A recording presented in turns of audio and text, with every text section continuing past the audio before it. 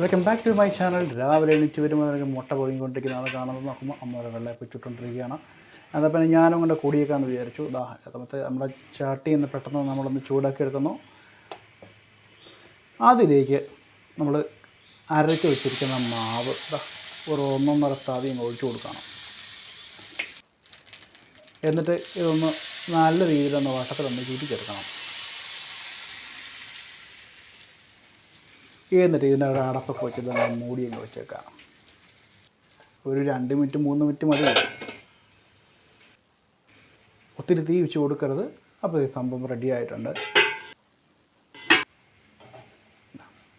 നല്ല വെള്ളയപ്പം, നല്ല പൂ പോലെ ഇരിക്കുന്ന വെള്ളയപ്പം കൊണ്ടോ എന്നാൽ സോഫ്റ്റാണെന്ന് അറിയാമോ. എന്നാൽ പിന്നെ ഞാനും കൂടെ ഒന്ന് അടുക്കളയിൽ കയറി സഹായിച്ചേക്കാന്ന് വെച്ചാൽ ഒരു പാൻ എടുത്തിട്ട് നേരെ ഞാനങ്ങനെ അടുപ്പത്ത് വെച്ചിട്ടുണ്ട്. പാൻ ചൂടായി വരുമ്പോൾ നല്ല ശുദ്ധമായ വെളിച്ചെണ്ണ നല്ല രീതിയിൽ അങ്ങ് ഒഴിച്ചും കൊടുക്കാം. ഇച്ചിരി നമ്മളെങ്കിൽ ഇരുന്നോട്ടെന്നേ. എന്നിട്ട് ചൂടായി വരുമ്പോൾ നമ്മൾ കടുക് ഒന്ന് പൊട്ടിച്ചെടുക്കാം. സിമ്പിൾ റെസിപ്പി ആട്ടോ, സിമ്പിളായിട്ട് ആർക്കും ഉണ്ടാക്കാം. നല്ല മുട്ടക്കുണ്ട്. ഇഞ്ചി വെളുത്തുള്ളി ഞാനങ്ങ് ഇട്ട് കൊടുത്തിട്ടുണ്ട്. അതിനൊപ്പം കുറച്ച് 2-3 പച്ചമുളക് അരിച്ചിട്ട് കൊടുക്കാം. എന്നിട്ട് നന്നായിട്ടൊന്ന് ഇളക്കി കൊടുക്കാം. ഒത്തിരി അങ്ങ് വാടി വരണ്ട. അപ്പോഴത്തേക്ക് നമ്മൾ അരിഞ്ഞ് വെച്ചിരിക്കുന്ന സവാള അങ്ങനെ വെച്ച് കൊടുത്തിട്ട് കുറച്ച് ആവശ്യത്തിന് അങ്ങ് ഉപ്പൊന്ന് ഇട്ട് കൊടുക്കാം. സിമ്പിൾ പരിപാടി, ഇത്രയുള്ള പരിപാടി.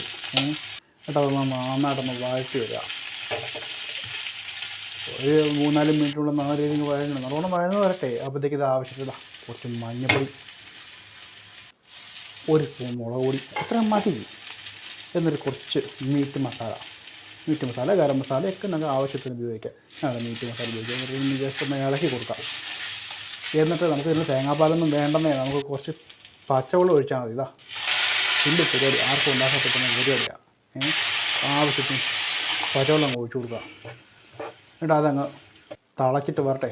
ചൂടായിട്ടൊന്ന് മിക്സ് ചെയ്ത് കൊടുത്തിട്ട് നല്ല രീതിയിൽ നിന്ന് തിളച്ച് വരുന്ന സമയത്ത് നമ്മൾ ഒഴുകി വെച്ചിരിക്കുന്ന മുട്ടയും ഇട്ട് കൊടുത്ത സംഭവം റെഡി. അപ്പോൾ എല്ലാവരും ഒന്ന് ട്രൈ ചെയ്ത് നോക്കാം.